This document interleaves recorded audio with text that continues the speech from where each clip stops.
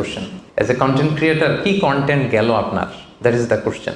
নিজের সাথে একটা নিজের বোঝাপড়া করেন যে আমি যে টিকটকে যে ভিডিওটা আপলোড দিলাম এটা আমার আখেরাতে কতটুকু কাজে লাগবে। এই টিকটকের কন্টেন্টগুলো নিয়ে আপনি কিয়ামতের দিন দাঁড়াবেন। কি টিকটক বানালাম, কি ইউটিউব বানালাম, কি কমেন্টস করলাম, কি বক্তব্য দিলাম, কাদের সাথে মিশলাম, আমার অ্যাক্টিভিটি কি ছিল, আল্লাহর সুপ্রিম কোর্টের কাঠগড়ায় পাই টু পাই কিন্তু হিসাব দিতে হবে।